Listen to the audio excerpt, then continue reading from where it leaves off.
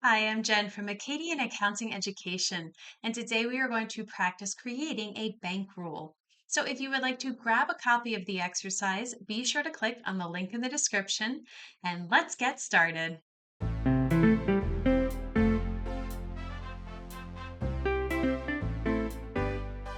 right, let's go ahead and create that bank rule. Now, this exercise is being pulled from our Level 1 ProAdvisor certification course, which if you would like more information about that course after we go through the exercise, be sure to click on the link in the description. But let's get started and read through our scenario. Craig frequently visits Hicks Hardware and purchases materials for his various jobs.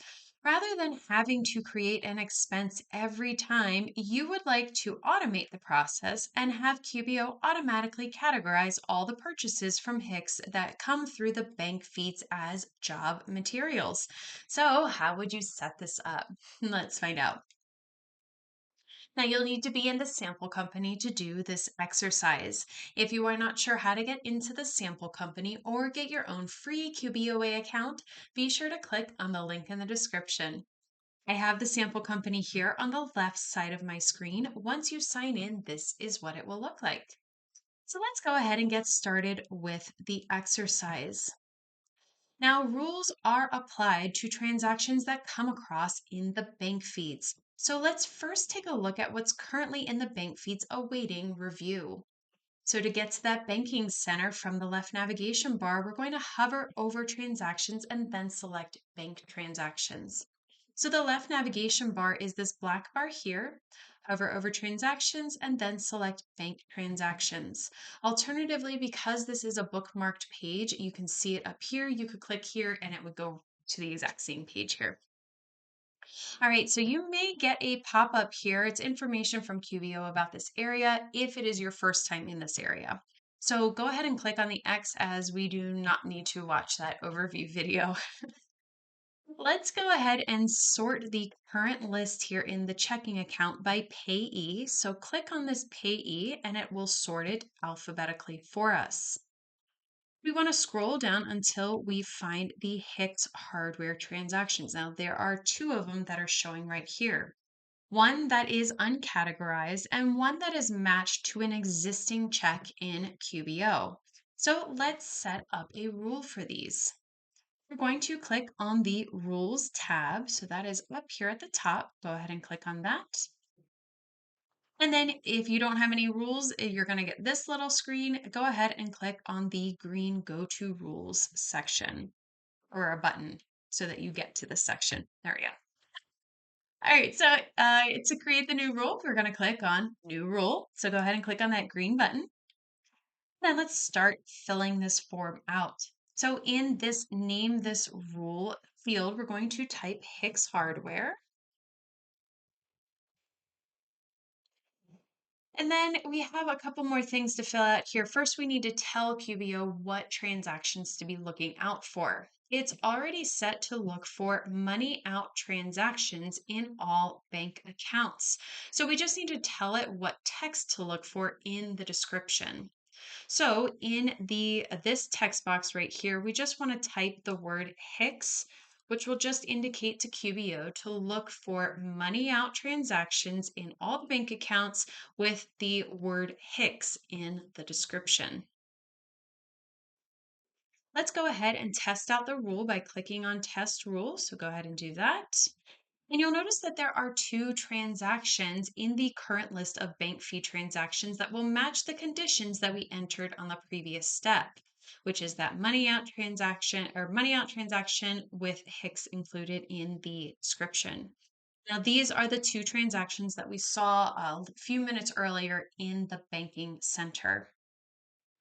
Next, we need to determine what QBO should assign to the transactions that meet this particular criteria.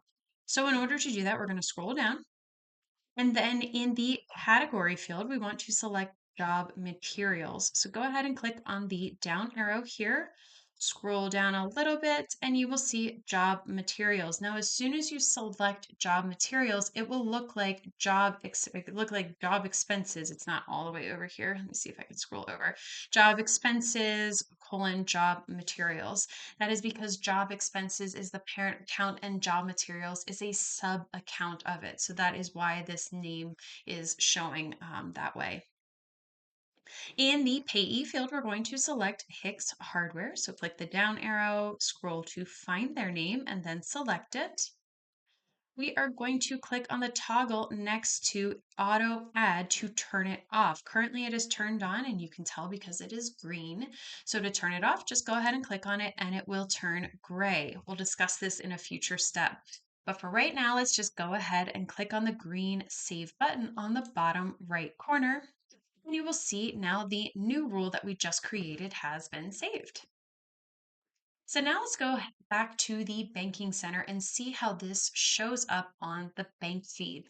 So let's click on the bank transactions tab that's up here towards the left side. Go ahead and click on that. And then we want to scroll down to Hicks Hardware once again. It should still be in alphabetical order by payee. And we can see that they are both showing here. Now notice that one of the transaction has a rule applied right here and is now categorized correctly. The other transaction is still matched to the check here because QBO will always attempt to match transactions before applying rules. Now you could add to create a transaction in QBO from this bank feed information as a next step. Alternatively, you could have QBO take over this step for you as well. So let's see how that is done. We're going to go back to that rules tab. So go ahead and click on that towards the top. And then we want to edit the rule that we just created by clicking on edit. Now, if you remember before, we turned off the auto add by clicking on that toggle. Now let's go ahead and turn the toggle or click on the toggle to turn it on this time and see how that changes. So go ahead and click the toggle. It will turn green and then go ahead and click on the green save button.